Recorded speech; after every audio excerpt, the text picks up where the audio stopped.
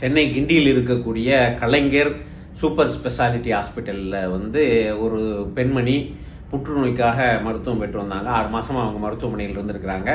அவங்களோட அட்டெண்டராக கூட அவங்க துணை இருந்த அவருடைய மகன் விக்னேஷ் அப்படிங்கிறவர் சமீபத்தில் அவருடைய தாயை வந்து நீங்கள் போய் வீட்டில் இருந்துக்கிறங்க, இனி உங்கள் நோயை குணப்படுத்துகிற மாதிரி இல்லை, நுரையீரல் பாதிக்கப்பட்டுருச்சுன்னு சொல்லிட்டாங்க அப்படின்னு சொல்லி அதனால் ஏற்பட்ட கோபத்தில் ஒரு விரக்தியில் வந்து அவங்களுக்கு மருத்துவம் செய்த மருத்துவர் பாலாஜி அப்படிங்கிறவங்கள அவர் கத்தியால் குத்தி அவர் ரொம்ப காயம்பட்டு மருத்துவமனையில் சிகிச்சை பெற்று வருகிறார். இது ரொம்ப வருத்தம் அளிக்கக்கூடிய விஷயம்.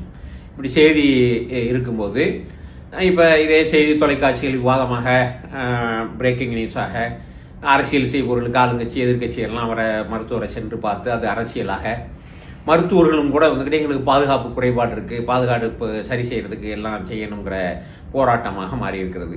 இதில் வந்து பாதிக்கப்பட்ட மருத்துவருடைய தரப்புல இருந்து மருத்துவர்கள் சார்பாக மருத்துவர்கள் போராடுகிறாங்க. அது மாதிரி அந்த பெண்மணி கத்தி குத்தினவங்களே ஏதோ ஒரு உணர்ச்சி பூர்வத்தில் வசத்தில் செஞ்சுட்டான், ஒரு விரக்தியில் பார்த்து இது பண்ணி விட்டுருங்கன்னா அந்த அம்மாவும் ஒரு கோரிக்கை வச்சிருக்கிறதெல்லாம் நம்ம பார்க்க முடிந்தது.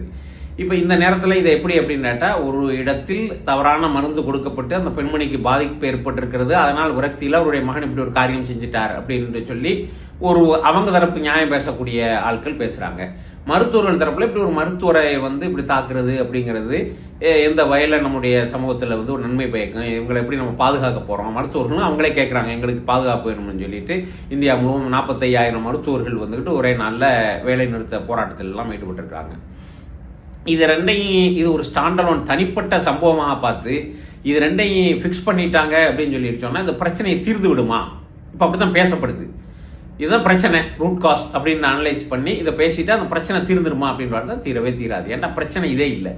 பிரச்சனை இதையும் தாண்டி ஆழமானது, அகலமானது, ரொம்ப பெரிய பிரச்சனை. இந்த பிரச்சனை மருத்துவர்கள் எல்லாருக்கும் இருக்கக்கூடிய முக்கியமான பொறுப்பில் இருக்கக்கூடிய மருத்துவர்களுக்கு பாதுகாப்பு பண்ணியாச்சு. மருத்துவமனைகளுக்கு வெளியே மெட்டல் டிடெக்டரோட மக்கள்லாம் வரும்போது உள்ளே வந்து அவங்கள எல்லாம் சோதனை பண்ணி அவங்க ஏதாவது ஆயுதம் வச்சுருக்காங்களா, சிறுசா பிளேடு வச்சுருக்காங்களா, சிகரெட் லைட்டர் வச்சுருக்காங்களா, எல்லாத்தையும் தூக்கி போட்டு விமான நிலையத்தில் பண்ணுற மாதிரி சோதனைகள் செய்யப்பட்டு உள்ளே வர்ற ஏற்பாடுகள் செய்கிறதுண்டா இந்த பிரச்சனை சால்வ் ஆயிருமான்னு கேட்டால் இது சால்வ் ஆகுது. ஏன்னா பிரச்சனை இதையும் தாண்டி பெரியது. அது மாதிரி இந்த பெண்மணிக்கு மட்டும் இந்த மாதிரி ஒரு தவறான மருந்து கொடுக்கப்படும். அது மருத்துவ தரப்பில் சொல்லப்படுது என்ன அப்படின்னா, ஏற்கனவே நீதிமன்ற தீர்ப்பே இருக்குது என்ன அப்படின்னா, மருந்துகளுடைய பின்விளைவுக்கு மருத்துவர்கள் பொறுப்பு இல்லை, அவங்கள கேள்வி கேட்க முடியாதுன்னு சொல்லி நீதிமன்றமே சொல்லிடுச்சு. அதனால் நாங்கள் பொறுப்பு இல்லை, மருந்துகள் இப்படி பின்விளைவுகளோடு உள்ளதாக வரும். பிரச்சனையை இங்கே தான் தொடங்குது. என்ன அப்படின்னு கேட்டால், நம்ம நாடுகள் மாதிரி உள்ள நாடுகளில் இது போன்ற மருந்துகளை நம்ம மக்களுக்கு பயன்படுத்துகிறோம். கீமோதெரபி வந்து கொடுக்குறாங்க, கேன்சருக்கு முக்கியமான மருந்தாக இனிமே அந்த புற்றுநோய் வராமல் இருப்பதற்கு. அதில் அவங்க WHO சொல்லக்கூடிய புள்ளி உரமே என்ன அப்படின்னு கேட்டால், அவங்க ஒரு கிரைட்டீரியா நிர்ணயிக்கிறாங்க. என்னென்னா, இந்த கீமோ கொடுத்ததற்கு பிறகு 5 ஆண்டுகள் இருக்கிறது தான் 5 ஆண்டுகள் உயிரோடு இருக்கணும் அந்த பேஷண்ட், அதுதான் சக்ஸஸாக கணக்கு பண்ணுவோம்னு சொல்லியில் அப்படி உள்ள சக்ஸஸ் ரேட்டு வந்துக்கிட்டு 54% தான். 50ன்னு வச்சுக்கிறோங்க இடத்தால. 50% பேர் தான் பிழைக்கிறாங்க, 50% பேர் 5 வருஷத்துக்குள்ளே இறந்து போயிடுறாங்க. அப்போ இப்படி தான் ஒரு மருந்தினுடைய நிலைமை இருக்குது. அப்போ இதையெல்லாம் நம்ம பார்த்துக்கிட்டோம். புற்றுநோயாளிகளுடைய எண்ணிக்கை வந்து கடுமையாக பெருகிவிட்டது. இப்போ கார்ப்பரேட் நிறுவனங்கள் வந்து மருத்துவமனைகள்லாம் தொடங்கி நடத்த ஆரம்பித்த உடனே அவங்க லாபம் மட்டுமே நோக்கம் அப்படிங்கிறதுல பண்ணுறாங்க.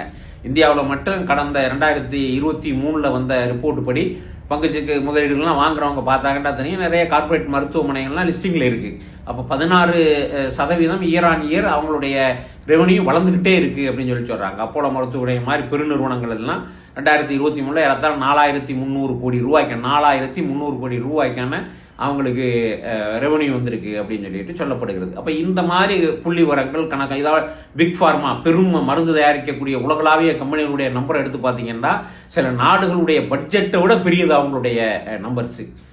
மேர்க் அப்படின்ட்டு பெரும்பாலும் புற்றுநோய்க்கான மருந்துகளை தயாரிக்கக்கூடிய ஒரு நிறுவனம். இது 2023 $60 பில்லியன் வந்து அவங்க ரெவன்யூ வியாபாரம் பண்ணியிருக்காங்க. ஜான்சன் புற்றுநோய் இந்த மாதிரி உள்ள நிறைய மருந்துகள் தயாரிக்கக்கூடிய நிறுவனம் $85 பில்லியன் வியாபாரம் பண்ணியிருக்காங்க. நம்ம நாடு மாதிரி ஒரு நாட்டில் நீங்கள் லட்சம் கோடிகள் ரூபாயில் கன்வெர்ட் பண்ணி பார்த்தீங்கன்னா நம்மளுடைய 2-3 வருஷ கால பட்ஜெட்டு 140 கோடி மக்கள் வாழ்கிற நாட்டினுடைய ஒட்டுமொத்த பட்ஜெட்டே இது. அப்போ இந்த அளவிற்கு வியாபாரங்கள் பணம் புழங்கக்கூடிய ஒரு தொகையாக இது மாறிடுச்சு. இதில் வந்து படிச்சுட்டு வர்ற மருத்துவர்களை இந்த கார்ப்பரேட் மருத்துவமனைகளும் பயன்படுத்துகிறாங்க, பிக் ஃபார்மாவும் பயன்படுத்துகிறாங்க. அப்போ இப்போ மக்களுடைய கோபம் யதார்த்தமாக திரும்பியதற்கு இந்த அரசு மருத்துவமனையில் இருக்கக்கூடிய மருத்துவர் அவர் நடந்து கொண்ட விதம் அப்படின்னு சொல்லிட்டு இந்த ஒரு நிகழ்ச்சியை சாண்டலான நிகழ்ச்சியாக கடந்து போயிடக்கூடாது. இந்த மாதிரி பெரும் சிக்கலுக்குள் இப்போ மருத்துவர்கள் இருக்கிறார்கள். அவங்கள ஆட்டு வைக்கிறதுல கார்ப்பரேட் நிறுவனங்களுக்கும் பிக் ஃபார்மாவுக்கும் மிகப்பெரிய பங்கு இருக்கு. அப்போ இதிலிருந்து மருத்துவர்களை எப்படி மீட்டெடுக்கணும் அப்படின்னு யோசிக்காம இல்லை, 2000வது வருடங்களுக்கு முன்னாலே யோசிக்க ஆரம்பிச்சிட்டாங்க. இந்திய அரசாங்கம் யோசிச்சு தான் ஆராய்ச்சிக்காக அவங்க தனி டிபார்ட்மெண்ட்லாம் வச்சாங்க. ஆயுஷ் அப்படின்னு சொல்லி ஆயுர்வேதா, யோகா, நேச்சுரோபதி, யூனானி, சித்தா, ஹோமியோபதி இதெல்லாம் ஒரு இன்டகிரேட்டடாக சேர்ந்த ஒரு அதை ஏற்கனவே 2003வது வருஷம் மருத்துவ துறையின் கீழே வந்து ஒரு தனி டிபார்ட்மெண்ட்டாக இருந்ததை 2014வது ஆண்டில் வந்து ஒரு தனி அமைச்சமாகவே மாற்றினாங்க, ஒரு தனி அமைச்சர் போட்டு. ஆனால் இந்த 10 வருஷ காலத்தில் இதுக்கு எவ்வளோ செலவு பண்ணியிருக்காங்க, என்ன ஆராய்ச்சிகள் நடந்திருக்கு, என்ன புது மருந்துகள் கண்டுபிடித்து இந்த உலகத்திற்கு அறிமுகப்படுத்து, பாதிப்புகள் குறைவான புற்றுநோய் மாதிரி உள்ள நோய்களுக்கு பாதிப்புகள் குறைவான என்ன மருந்துகள் கண்டு அறிமுகப்படுத்தப்பட்டிருக்கு அப்படின்லாம் பார்த்தோம் அப்படின்னு சொல்லி சொன்னால் அதனுடைய செயல்பாடுகள் ஒன்றும் பெருசாக நடந்ததாக தெரியல. இதெல்லாம் நடந்துருச்சுன்னு சொன்னால் இந்த சம்பவங்கள்லாம் தவிர்க்கப்பட்டிருக்கும். அப்போ நம்மள்ட்ட செட்டப் இருக்குது. அந்த மாதிரி உள்ள சம்பவங்கள் நடைபெற வேண்டும். அது மாதிரி அரசு மருத்துவர்களாக வேலை செய்பவர்களுக்கு கோட் ஆஃப் கண்டக்ட்ஸ்லாம் கொண்டு வரப்படணும். நிறைய இடங்கள்ல நம்ம பார்த்தோம் அப்படின்னு சொன்னால் வெறுமனே வந்து நம்ம இப்போ அரசு மருத்துவ அவங்க தான் குத்துப்பட்டுருக்காங்க, அவங்கள தான் குறை சொல்கிறோம்னு நினைக்கக்கூடாது. அவங்களுக்கான நன்மை தான் நம்ம பேசிக்கிட்டு இருக்கிறது செய்கிறது. அரசு மருத்துவர்களாக இருப்பவர்கள், அரசு மருத்துவமனைகளில் வேலை செய்யக்கூடியவர்கள் தனியாராக கிளினிக் வச்சு நடத்தி ஈவினிங்கில் மற்ற நேரங்களில் வேலை செய்கிறாங்க. அப்போ பொதுவாக இப்போ இது அவங்க மட்டும் செய்யலை, அரசு பள்ளிகளில் ஆசிரியர்களாக இருக்கக்கூடியவங்க வேற பிள்ளைகளுக்கு டியூஷன் சொல்லி கொடுக்குறாங்க. இல்லை தனியார் பள்ளிகளில் இருக்கிறவங்களும் கூட தனியாக வந்து பிள்ளைகளுக்கு கூப்பிட்டு டியூஷன் சொல்லி கொடுக்குறாங்க.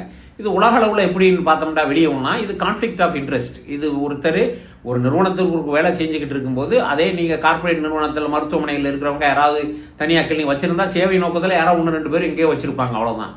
அதில் ரெவென்யூ ஜென்ரேட் பண்ணுற மாதிரி ஒரு பிஸ்னஸ் மாடலாக அது இருக்காது. அப்போ அந்த மாதிரி கிளினிக்குகள் வச்சு நடத்தக்கூடியவர்களாக அவங்க இருக்கிறாங்களா, அப்போ இதில் கான்ஃப்ளிக்ட் ஆஃப் இன்ட்ரெஸ்ட் இருக்குது, இது செய்யக்கூடாது அப்படின்னு சொல்லலாம். அவங்களுக்கு கூடுதலான நேரம் செலவழிக்கிற மாதிரி இருக்கும். அது மாதிரி அரசு நிறைய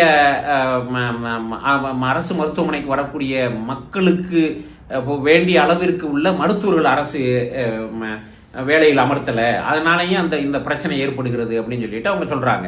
அப்போ இந்த மாதிரி உள்ள பிரச்சனைகளை அரசும் கவனிக்க வேண்டியது இருக்குது, ஆராய்ச்சி செய்ய வேண்டிய தேவையும் இருக்குது. இது ஒரு தனி சம்பவம் இல்லை. இந்த சம்பவம் இதுக்கு முன்னாலேயும் இந்த மருத்துவர்களுக்கு எதிரான வன்முறைகள் நாட்டில் நடந்திருக்கு. இதோடையும் இந்த ஒரு சம்பவம், இந்த பெண்மணி, இந்த விக்னேஷ், டாக்டர் பாலாஜின்னு மட்டும் இந்த பிரச்சனையை சுருக்கி பரபரப்பாக்கி ஒரு செய்தியை சென்சேஷனலைஸ் பண்ணி முடிச்சுட்டாங்க அப்படின்னு சொல்லிட்டு சொன்னால் இதோட முடிஞ்சு போயிடும். இது இந்த இதையும் தாண்டிய அளவிற்கு உள்ளதில்லை. பிரச்சனை ரொம்ப ஆழமானது, ரொம்ப பெரிது அப்படிங்கிறத பார்த்து இந்த பிரச்சனையில் இருக்கக்கூடிய எல்லாத்தையும் மருத்துவர்களே அவங்கள கொஞ்சம் சுய பரிசோதனை பண்ணி 45,000 பேர் வந்துட்டு ஒரு மருத்துவருக்கு பிரச்சனை சொன்னோம்னா போராட்டத்தில் இறங்குறதும் நல்ல ஒற்றுமை, வரவேற்க வேண்டிய ஒரு ஒற்றுமை. ஆனால் அதே நேரத்தில் மக்களுக்கு நன்மை பயக்கக்கூடிய வகையில் நம்ம என்ன செய்யறது? இந்த மருந்துகளில் இவ்வளவு பின்விளைவு இருக்கு, இந்த மருந்துகளே கொடுக்குறோம், இந்த மருந்து கம்பெனிகள் தயாரிக்கக்கூடிய புரோட்டோக்காலை நம்ம ஃபாலோ பண்ணிக்கிட்டு இருக்கிறோம். இந்த மருந்து கம்பெனிகளுடைய ஃபண்டிங்களை இயங்கக்கூடிய WHO, ICMR மாதிரி உள்ள நிறுவனங்கள் கொடுக்கக்கூடிய அவங்க தான் நன்கொடையாளர்கள், பெரும் நன்கொடையாளர்கள். அவங்க கொடுக்கக்கூடிய புரோட்டோக்காலை நம்ம நடைமுறைப்படுத்துகிறோம். இந்த புரோட்டோக்கால் வந்துக்கிட்டு மக்களுக்கு எப்படி நன்மை வைக்கக்கூடியதாக இருக்கு. அப்போ இந்த மருந்துகளால் இவ்வளோ பின்விளைவுகள் இருக்கு.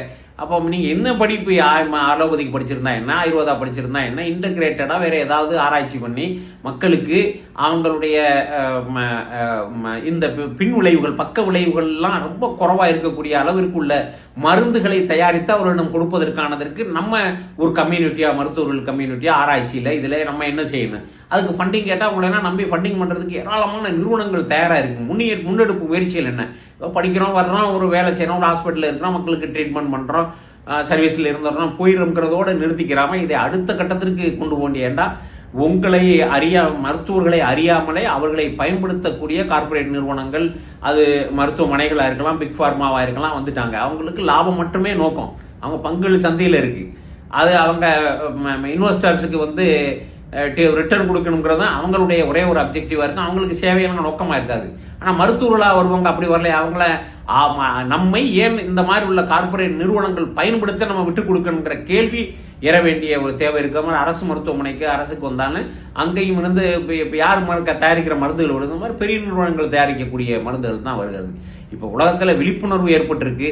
ஆனால் இந்த மாதிரி உள்ள ஒரு இந்த விக்னேஷுங்கிற செஞ்ச இந்த காரியத்தை எந்த நேரத்திலையும் அதை ஏற்றுக்கொள்ளவே முடியாது. ரொம்ப வருத்தம் அளிக்கக்கூடிய விஷயம். இந்த மாதிரி உள்ள காரியங்கள் முழுவதுமாக மக்கள் மருத்துவர்கள் நம்மளுக்காக உழைக்கிறார்கள், சிரமப்படுகிறார்கள்லாம் உணர்ந்து எல்லாருக்கும் அவங்களுடைய பிரச்சனை இருக்கு, அதை நம்ம அந்த பிரச்சனைகளை வந்து தாங்கி செல்ல வேண்டிய அவசியம் இருக்குது. அதே மாதிரி இந்த துறையில் இருக்கக்கூடிய பெரிய பிரச்சனை என்ன அப்படின்னு சொல்லிட்டு கேட்டால், மருத்துவம் என்பது உயிர் காப்பது அப்படிங்கிறத வந்து மக்கள்கிட்ட இருந்து மருத்துவம் நோயை குணப்படுத்தும்.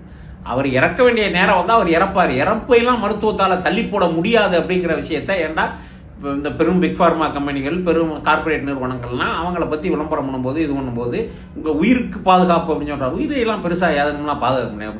ஆக்சிடென்ட் ஆகி இது பண்ணி வர்றாரு, அவரை அந்த நேரத்தில் பாதுகாக்க முடியும். இந்த மாதிரி எமர்ஜென்சி சுச்சுவேஷனில் ஒரு நாள்பட்ட நோயில் வர்றாங்க, அவங்களுக்கு மருத்துவம் கொடுத்து பார்க்க முடியும். இருந்தால் இருப்பாங்க, இல்லைன்னா அவங்கள ஒன்றும் செய்ய முடியாதுங்கிற ஒரு உண்மையையும் மக்கள் மத்தியில் யதார்த்தமாக புரிய வைக்கணும். அவங்கள மக்களை வந்து இங்கே மருத்துவமனைக்கு போயிட்டா எல்லாம் தீர்ந்து விடுங்கிற மாதிரி உள்ள ஒரு மைண்ட் செட்டை உருவாக்குனதில் இப்போ இருக்கக்கூடிய இந்த நவீன மருத்துவ முறைக்கும் கார்பரேட் மருத்துவமனைகளுக்கும் பிக் ஃபார்மாவுக்கும் பெரிய பங்கு இருக்குது. அப்போ மக்களுடைய மைண்ட் செட் இப்படி இருக்குது. இந்த மைண்ட் செட்டு தான் இவ்வளவுக்கும் தூண்டுது. அப்போ அவங்களுடைய மைண்ட் செட்டும் மாறணும், இப்போ இருக்கக்கூடிய மருத்துவருடைய சூழ்நிலையும் மாறணும். இது ஒரு தனி சம்பவம் அப்படின்னு நினச்சி அப்படி லேசாக கடந்து போய்க்கிற முடியாது. மருத்துவர்கள் மேல் இருக்கக்கூடிய அவநம்பிக்கையை போக்குறதுக்கு அது அதிகரிச்சுக்கிட்டே வருது. அதை போக்குவதற்கு என்னென்ன செய்யணுங்கிற ரூட் காசுகளை கண்டுபிடிச்சு அதை சரி செய்வதற்கான வழி செய்வோம் தான் இந்த நடந்திருக்கிற பிரச்சனைகள்ல இருந்து மக்கள், மருத்துவர்கள், அரசு, கார்பரேட்லாம் பாடம் படிக்க மாட்டாங்க. அரசு வரைக்கும் பாடங்கள் படித்துக் கொள்வதற்கு இருக்கிறது. அதை புறக்கணிச்சிட்டோம் அப்படின்னு சொல்லி சொன்னா எதிர்காலத்தில் இப்படி உள்ள ரிப்பீட்டேஷன் ஆகிறத வந்துக்கிட்டு தவிர்க்க முடியாதுங்கிறத நிதர்சனமான உண்மை.